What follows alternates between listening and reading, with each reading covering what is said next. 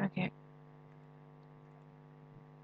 Ya, eee, selamat berjumpa kembali dengan saya, Putanti, ya. Di sini saya akan menyampaikan materi tentang operasi mekanik yang sebenarnya, harusnya disampaikan pada bagian depan gitu ya. Tetapi karena, eee, banyak pertimbangan dan, pembagian waktu antara saya dan Bu Nindi, jadi kami memutuskan untuk membalik penyampaian materi, susunan penyampaian materinya gitu. Tetapi ya saya kira tidak jadi masalah ya, mau di depan mau di belakang, yang penting kalian bisa memahami apa yang disampaikan tentang operasi mekanik ini. Jadi di dalam mata kuliah operasi mekanik ini nanti kalian belajar tentang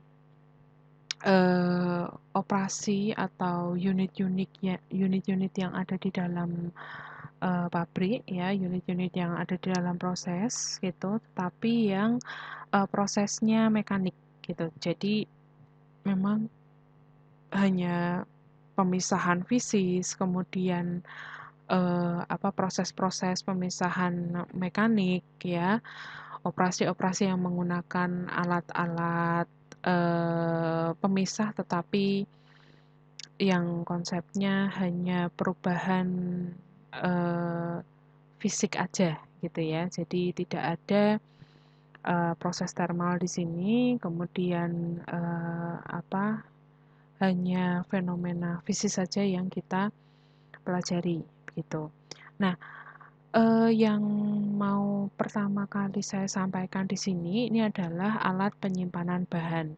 Nah, untuk subjek ini sebenarnya akan berguna sekali ketika Anda berada di fase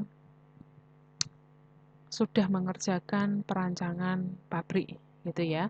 Walaupun nanti akan disampaikan kembali ya tentang alat penyimpanan bahan, kemudian unit-unit yang lain itu khususnya untuk alat penyimpan bahan ini akan disampaikan kembali di PAP 1 kalau nggak salah. Ini secara detail. Jadi ini pengenalan dulu, wujudnya alatnya bagaimana, kemudian prinsipnya bagaimana gitu. Baru pada subjek PAP biasanya PAP di PAP 1 sepertinya. Itu teman-teman akan mempelajari secara detail untuk perancangannya gitu ya. Jadi ukurannya berapa, kemudian pakai material yang mana, kapasitas berapa dan sebagainya itu di PAP 1 gitu. Tapi untuk di sini ini pendahuluannya dulu gitu loh ceritanya. Jadi goals-nya itu adalah teman-teman bisa memilih alat penyimpanan bahan nanti yang akan digunakan di perancangan pabrik gitu. Nah, untuk itu kita lanjut ke materi. Jadi kalau berbicara bahan ya, bahan material yang akan kita gunakan nanti di dalam proses maupun bahan-bahan pendukung di dalam pabrik gitu ya, itu ada 3 fase ya. Ada padat, cair, dan gas yang tentunya mempunyai masing-masing cara treatment tersendiri, masing-masing handling tersendiri yang tentunya nanti akan berimbas pada pemilihan device atau pemilihan alat penyimpan yang akan kalian gunakan itu ya. Nah, daripada cair dan gas ini tentunya teman-teman juga harus mengetahui bagaimana propertiesnya, bagaimana cara handlingnya, sifatnya bagaimana gitu ya, kondisi operasinya bagaimana. Nah, ini yang harus diketahui ya supaya kita bisa tepat untuk memilih alat penyimpan gitu ya.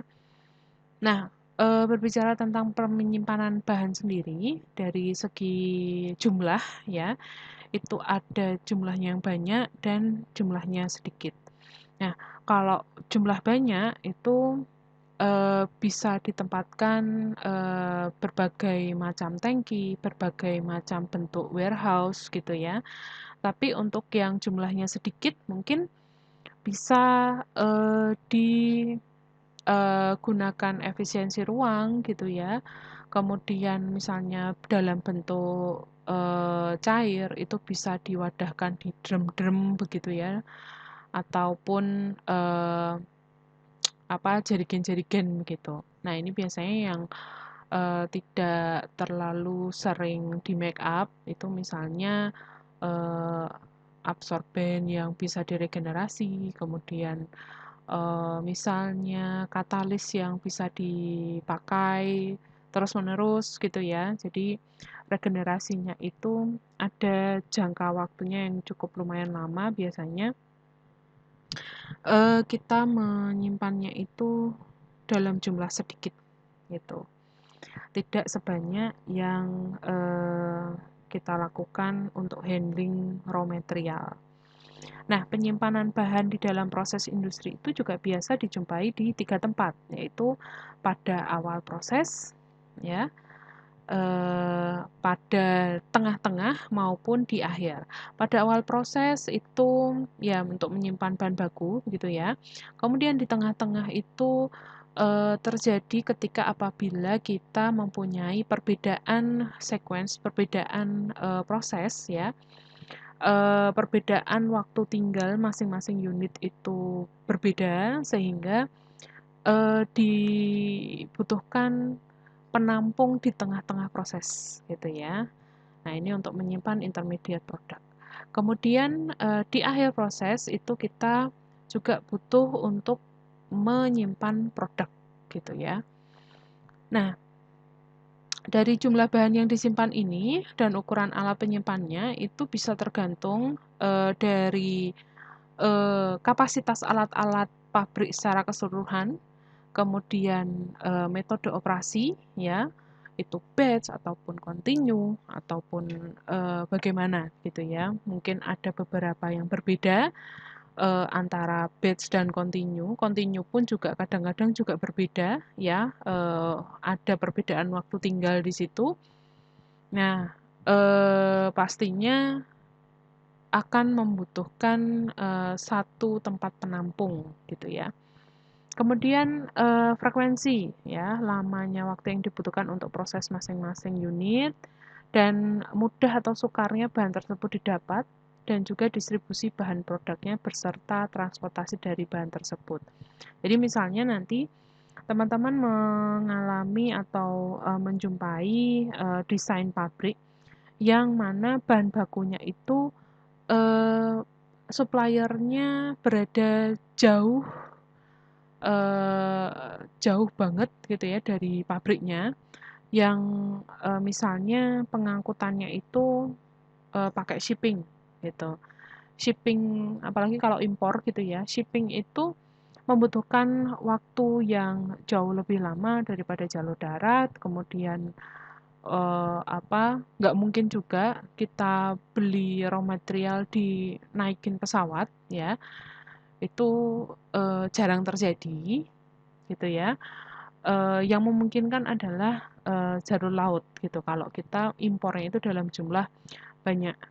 Jadi untuk menunggu masa shipping bahan itu juga bisa berhari-hari, berminggu-minggu, bahkan berbulan-bulan. Sehingga teman-teman juga harus bisa mengestimasi ketika supplier bahan baku pabrik kalian itu berada jauh dari pabrik ya, itu teman-teman harus mengestimasi beberapa hari atau beberapa bulan bahan baku sehingga pabriknya itu masih bisa continue berproduksi seperti itu, ya.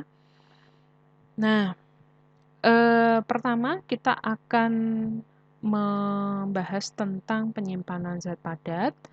Di sini zat padat dalam jumlah banyak ini dilakukan di penyimpanan, misalnya untuk yang outdoor itu ditimbun gitu ya. Kemudian untuk yang indoor itu juga ada sistem penimbunan, tetapi terlindung di sebuah atap gitu ya, ada atapnya. Kemudian juga ada lagi disimpan di dalam satu device ya, satu alat gitu, yang berupa bin, bunker, tangki ya. Tangki bahan padat itu dinamakan bin, bunker, dan silo gitu. Nah, pilihan dari metode penyimpanan ini tergantung dari properties bahan tersebut gitu. Jadi bahan tersebut yang mau kita simpan itu sifatnya bagaimana, kemudian jumlahnya seberapa sih, dan cara handling bahan, cara cara transportasi bahannya itu juga kita pikirkan gitu ya. Kita mengangkut dari tempat penyimpanan sampai unit produksi, kemudian dari sumber bahan sampai ke tempat penyimpanan bagaimana. Nah, ini perlu dipikirkan di sini ya. Yang pertama, ini adalah penyimpanan dengan sistem outdoor. Jadi, bahan yang disimpan dengan cara ini adalah bahan yang tidak dipengaruhi oleh cuaca ya, kemudian tidak dipengaruhi oleh udara. Jadi ketika dia kontak dengan udara bebas itu tidak dia tidak higroskopis gitu ya. Kemudian tahan panas, tahan hujan dan sebagainya. Itu bahan-bahan tersebut cocok untuk disimpan dengan sistem outdoor. Jadi ini misalnya batu bara, kemudian batu, ya, kayu, ya, limestone, ya, belerang dan sebagainya. Nah, metode penyimpanannya itu juga beragam gitu ya. Kita mesti punya beberapa area luas gitu untuk menyimpan bahan-bahan tersebut gitu ya, bahan-bahan padat. Nah, ini contohnya penyimpanan di bawah traveling bridge gitu. Jadi di sini ada traveling bridge yang dibangun dari bahan seperti crane gitu ya. Kemudian ini ada lori yang bisa bisa bergerak gitu untuk mentransportkan bahan juga. Nah, ini bisa ditimbun di bawah traveling bridge gitu. Nah, crane ini bisa bergerak untuk menggerakkan bucket, kemudian bisa diangkut oleh sistem pengangkut ya. Nah, kemudian cara yang kedua yaitu penimbunan di kanan kiri jalan gitu. Jadi ini bisa terjadi ketika kita mempunyai lahan yang cukup sempit gitu ya, nggak punya lahan yang gede banget ya, sehingga kita menggunakan ya, mengefisiensikan tempat. Bahan-bahan bisa ditimbun di kanan kiri jalan sepanjang jalan masuk pabrik misalnya. Nah, seperti itu. Kemudian bisa juga disimpan dan ditransportasikan dalam sistem drag scraper system gitu ya. Jadi hampir-hampir sama dengan traveling bridge tadi, tapi ini jauh lebih sederhana gitu. Oke. Nah, overhead system-nya dipakai untuk misalnya ini jarak jauh gitu ya. Kita punya satu lahan yang khusus untuk menyimpan bahan baku itu bisa kita gunakan monorail car, cableway car dan lain-lain seperti itu. Ya. Nah, berikutnya ini adalah penyimpanan dengan sistem indoor. Nah, sistem indoor sendiri itu bisa berupa hanya timbunan saja, tetapi di bangunan yang beratap begitu ya. dan juga bisa disimpan di alat gitu ya, di bin ataupun silo itu.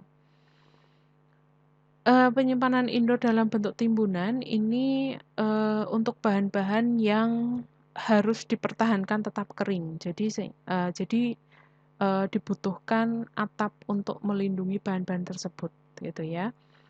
Bahan yang memang memerlukan perlindungan terhadap atmosfer pada musim tertentu. Nah, ini contohnya misalnya bahan keramik, mineral, kemudian hasil pertanian. Nah, ini eh, perlu sekali untuk disimpan di dalam bangunan begitu ya. Pokoknya yang beratap gitu, nggak kepanasan, nggak kehujanan seperti itu. Ya. Nah, alat-alat yang digunakan untuk sistem ini itu bisa jadi monorail crane, kemudian conveyor system, maupun conveyor system dengan tripper gitu ya. Nah, ini akan kita bahas di pertemuan mendatang. Untuk berikutnya, penyimpanan indoor dalam bin atau bunker. Nah, ini dipakai untuk bahan-bahan yang lebih sensitif dibandingkan yang indoor beratap tadi gitu.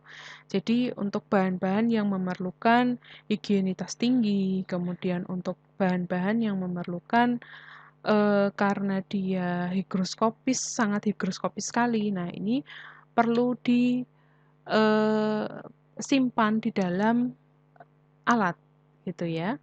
Nah, alat ini banyak dipakai dan sangat menguntungkan bila feeding terhadap alat ini secara gravity. Jadi karena bentuknya seperti tangki begitu dan isinya adalah padatan, sehingga dia akan sangat bergantung sekali pada gaya gravitasi untuk apa namanya sistem inlet dan outletnya.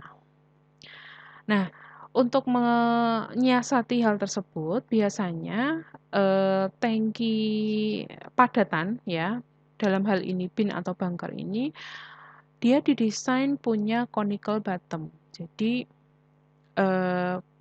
bottom atau dasar yang berbentuk cone gitu ya, kerucut gitu, ataupun parabolik. Nah, ini dijumpai pada bin yang atau bunker ini untuk mempermudah pengaliran bahan supaya ada daya gelincirnya gitu. Nah, bahan-bahan yang disimpan di dalam bin atau bunker ini sebaiknya dia mempunyai sifat yang free flowing atau mudah turun ke bawah atau mengalir dengan sendirinya ketika ada gaya gravitasi di situ. Ya. Ini untuk silo sama dengan bin atau bin gitu ya, tetapi ukurannya lebih besar gitu. Nah, biasanya ini digunakan untuk menyimpan bahan seperti lime, semen, ya, tepung, nah seperti itu. Ya. Nah, ini wujudnya gitu ya, silo atau bin. Jadi di sini ada conical bottom ya, yang didesain khusus supaya memudahkan menggelincirnya bahan ke dasar. Jadi walaupun konstruksinya seperti ini, tetapi dalamnya ini dia mempunyai conical bottom seperti itu, ya. Itu untuk silo bin gitu. Baik, semoga bisa dipahami. Selanjutnya, ini ada penyimpanan zat cair. Jadi, untuk menyimpan zat cair ini kita juga perlu memperhatikan sifat bahannya, propertiesnya. Jadi properties kalau padat itu properties seperti higroskopis gitu ya, kemudian tahan terhadap cuaca atau enggak, terus bulk density dan sebagainya gitu ya. Nah, kalau zat cair kita juga perlu mengetahui propertiesnya seperti daya tahan terhadap udara, dia mudah teroksidasi apa enggak gitu. terus dia volatil atau enggak, ya. Terus dia merupakan bahan yang korosif atau tidak, ya. Seperti itu. Jadi kita juga harus memperhatikan sekali eh, titik uapnya, kemudian eh, apa boiling point, melting point dan sebagainya. Jadi ketika masuk ke dalam fase perancangan alat itu pertimbangan properties sangat sangat penting gitu ya supaya teman-teman bisa memilih alat dengan tepat ya. Nah, ini untuk menyimpan zat cair ini juga perlu memperhatikan jumlah bahannya juga ya. Suhu, tekanan ini juga penting banget gitu. Nah, suhu dan tekanan pengeluaran ataupun pengisian bahan ke tangki ini biasanya dikerjakan dengan pemompaan. Tetapi ada kalanya karena rekayasa letak, ini kita bisa memanfaatkan gaya gravitasi untuk pengisian ke tangki misalnya. Nah, seperti itu. Jadi sesuai dengan fitrahnya ya zat cair itu juga terpengaruh pada gaya gravitasi gitu ya sehingga dia akan mengalir dari tempat tinggi ke rendah. Nah, di sini untuk storage tank ya, tangki penyimpanan atau storage tank ini menjadi bagian yang penting dalam satu proses industri kimia gitu ya karena tidak hanya menjadi tempat penyimpanan tetapi juga dia berperan untuk menjaga kelancaran ketersediaan produk dan bahan baku ya yang menjaga dari kontaminan seperti itu ya. Nah, secara umum tangki penyimpanan ini dibagi menjadi dua, yaitu berdasarkan tekanan internalnya. Jadi ada tangki atmosferik atau atmospheric tank dan pressure tank atau tangki bertekanan. Yang pertama, tangki atmosferik ini tentunya tangki atmosferik ini dia bekerja pada tekanan yang rendah ya, hampir-hampir atmosferik seperti itu. Jadi digunakan ini contohnya fixed cone roof tank ini digunakan untuk menimbun atau menyimpan berbagai jenis fluida dengan tekanan uap rendah atau amat rendah. Jadi dia tidak terlalu volatil seperti itu ya. Nah, ini bisa untuk menyimpan misalnya crude oil ya, gasolin dan sebagainya. Kemudian bahan-bahan yang bersifat korosif, flammable. Nah, itu bisa asal terjaga safety-nya dan material yang dipakai untuk menyusun tangki atmosferik tersebut juga sesuai begitu ya. Nah, di sini ada ilustrasi fixed cone roof ya, fixed cone roof ini atapnya seperti ini dan ada internal floating roof. Jadi di sini digambarkan ada atap yang bisa mengambang gitu ya, floating gitu. Dia akan mengikuti level dari fluida yang disimpan ya. Tentunya internal floating roof ini juga dia punya fungsi seperti itu ya. Nah, apa fungsinya? Ya, kira-kira apa? Itu. Jadi di sini ini untuk alasan safety begitu ya. Ketika kita menyimpan menyimpan fluida dengan tekanan uap yang memang rendah tetapi tetap ada sifat volatilnya. Nah, jika ini tidak ada, internal floating roof ini tidak ada, dan level fluida itu tidak penuh, sehingga ada ruang kosong di sini. Ya, ruang kosong ini dia karena dia karena fluidanya itu dia agak sedikit volatil sehingga dia semua fluida itu akan mencapai atau mencari fase kesetimbangannya gitu kan antara fase cair maupun fase uapnya. Nah, ini ketika terjadi kesetimbangan, ini di sini akan dipenuhi oleh uap ya. Nah, fatalnya jika uapnya tersebut itu adalah fluida yang disimpan itu adalah fluida yang flammable, otomatis uap yang ada di sini itu juga bersifat flammable gitu. Nah, jika ada terjadi kebocoran sedikit gitu, dia akan berpotensi untuk meledak. Nah, sehingga eh, peran dari internal floating roof ini sangat penting ya untuk alasan safety seperti itu.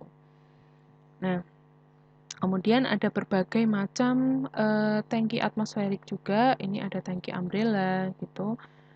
Jadi tangki-tangki itu bisa dikatakan dibedakan dari bentuk atapnya gitu. Jadi ada yang fixed cone, jadi seperti gunung gitu ya, fixed cone. Kemudian ada umbrella, ini seperti payung gitu.